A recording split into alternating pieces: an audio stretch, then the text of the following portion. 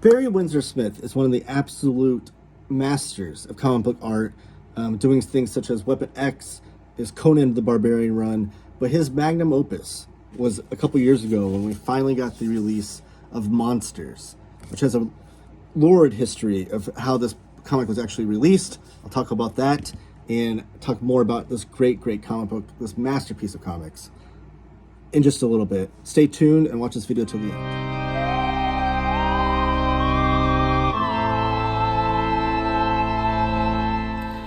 And I'm back, and my name is Taylor of Taylor Talks Comics. Please subscribe to my channel. I'm on the road to 3,000 subscribers, and I need your help. My goal is to hit 3,000 by the end of this year. And I'm also doing 31 days of horror comics. Throughout October, every day of October, I'm showing off a different horror comic or horror comic related topic. And so if you're into horror, you don't want to miss out on that. I do have a playlist in the playlist tab showing off all of the comics I've shown off this month so far. Also, give the video a thumbs up, comment down below with your thoughts as I'm talking about this book. Those things kind of help the YouTube algorithm put my video and my channel in front of the eyeballs of people that don't know my channel exists. Those things can help me up my subscriber count as well. So we're talking about Barry Windsor-Smith, Monsters. And this is an incredible graphic novel.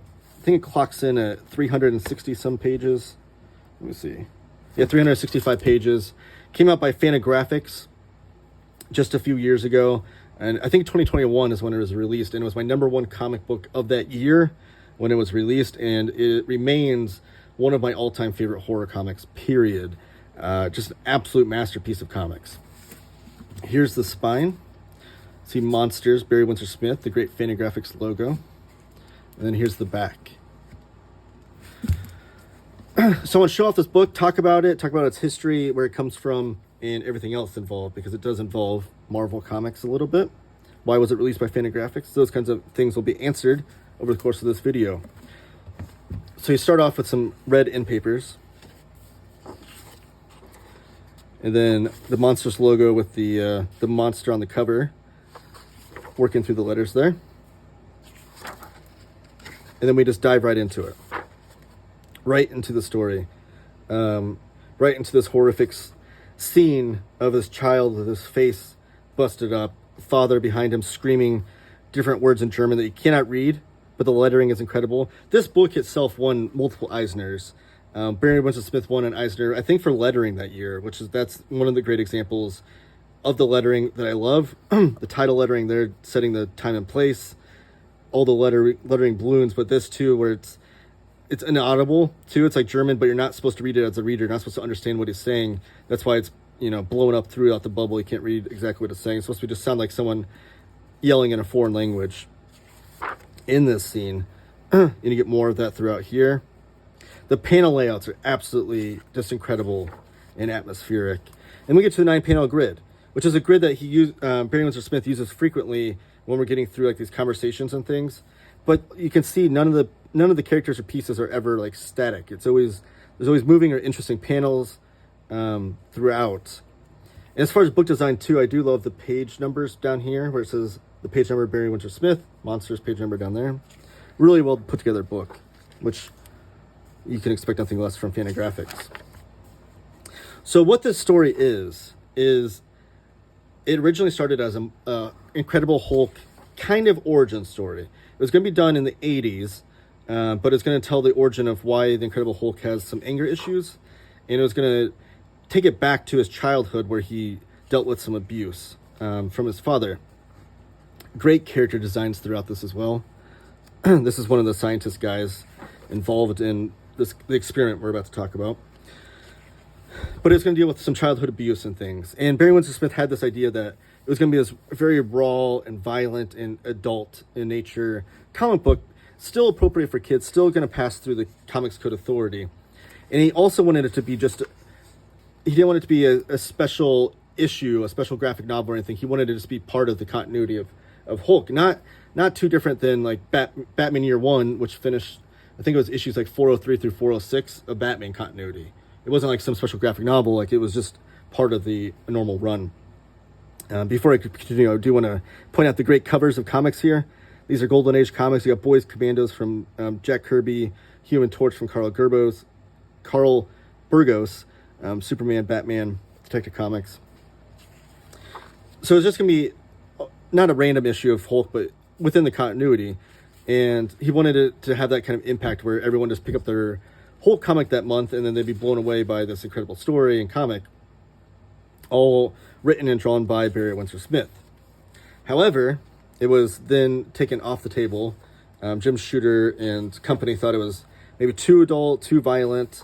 There were some specific words, that like cuss words or derogatory words that Barry Windsor-Smith wanted to be specifically in the comic to have some sort of impact in a violent nature, and those were taken away too. So they kind of shelved the project. However, there was a writer on Hulk at the time that had seen the original art, because the original art for that story was all done. Maybe not for the entire story, but enough of it that this writer on the Hulk, which I think was Herb Trimpe. Let me know in the comments if I'm wrong. I should have. I know so much about this, but my kind of drawing a blank. I think it's Herb Trimpe. Saw it, and then he kind of used parts of that story in his own Hulk run, and that much to the ire of Barry Windsor-Smith, who had this idea and kind of felt like his idea was stolen from him.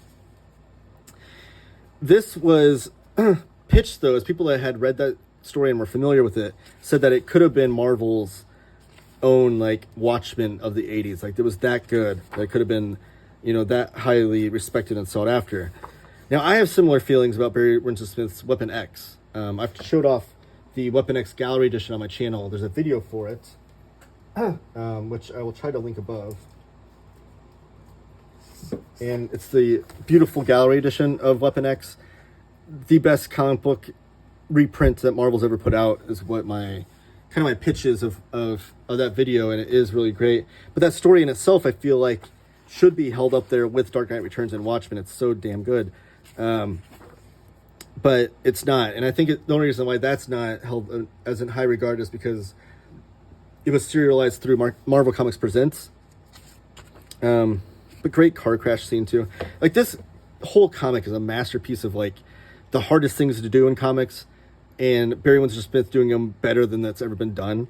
Like, lettering, car chase scenes, doing black and white art where you're never lost on who's who as far as characters go and things. Like, everything that's difficult to do in comics, Barry Windsor-Smith knocks it out of the park every single time throughout this book. It truly is a masterpiece of comics. If I were ever to put together a list of, like, top 10 comics ever, period, kind of list, this would definitely be on it. So this is your Hulk monster throughout this story. Is this guy right here. Basically, the U.S. government is putting together a super soldier type serum, and Bailey is the perfect candidate because he has no parents. He's off the map, off the grid. Nobody's gonna care if he goes missing. Basically, he has nobody close to him that's gonna notice if something wrong happens to him, and he's gung ho about helping the troops, being part of the military. This is taking place during World War II.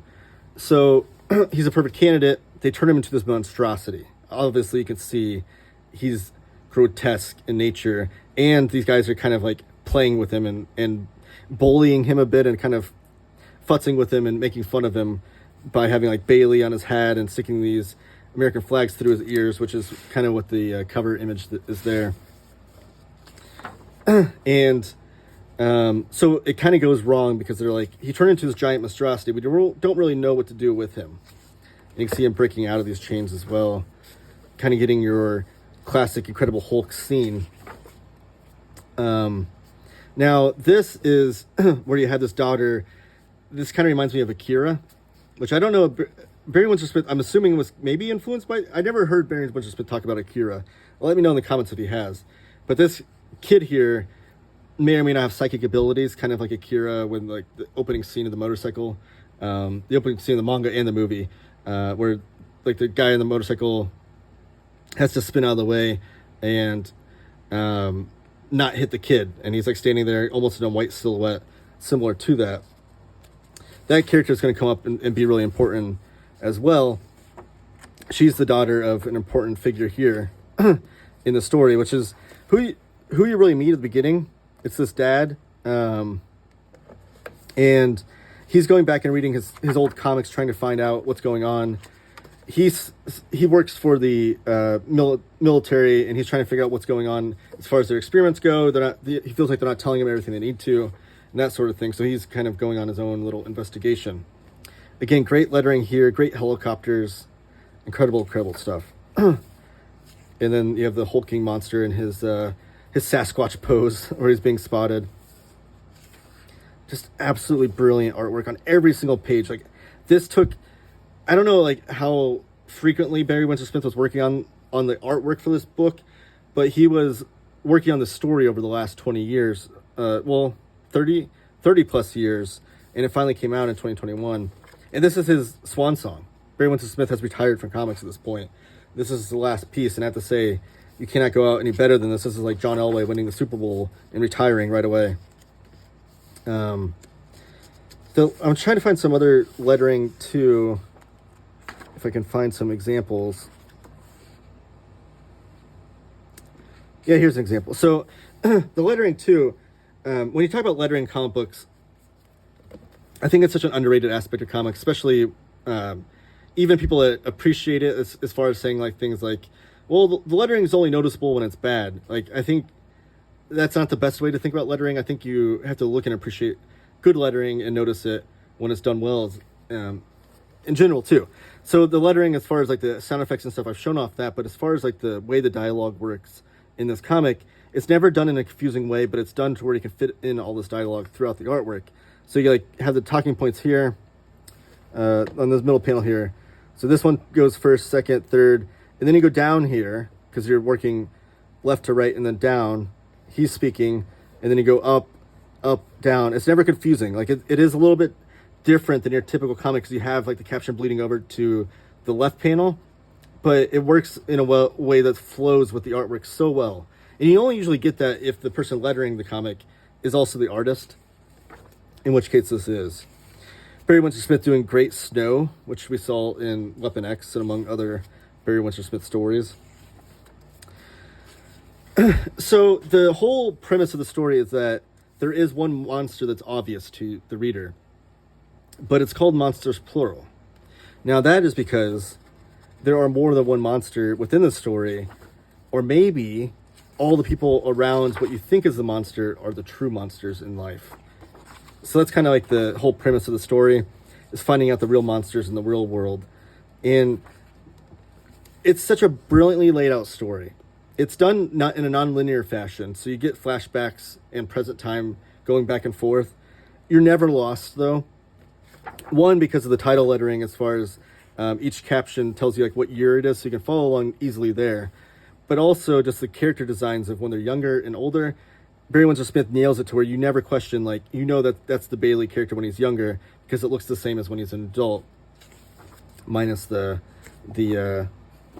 damaged eye and things. And then here's some great lettering too.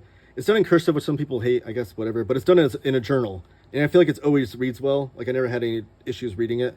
So another example of great lettering throughout this, and with some doodles too, because it's done as, it is a journal, like I said, but even some doodles. So you imagine, like, as someone's journaling, they're kind of doodling around as well. That's how the mother character in the story is. That's kind of how the flashbacks happen throughout her reading her journals. You're then seeing them come into action of her writing about what happened. You're reading the journals in present day, but they're about the past. So whenever they do flashbacks, if that makes sense. Just great drawing. Like, I can't express enough how amazing this artwork is. But here's the great thing about how this is laid out, though. As you're reading this, you're in just like this group of characters here and this group of characters there.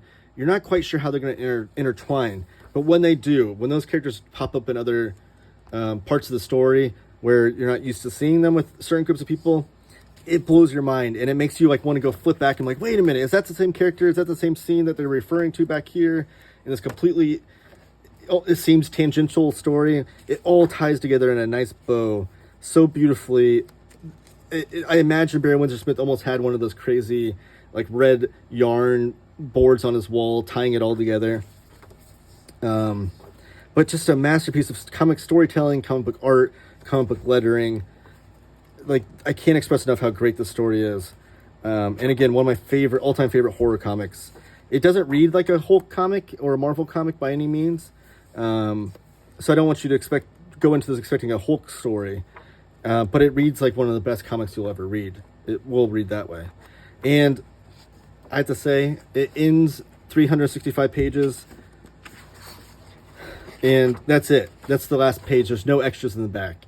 And normally, 99 times out of 100, it kind of upset me. I'd want some scenes, some scripts, some original art pages, that kind of thing.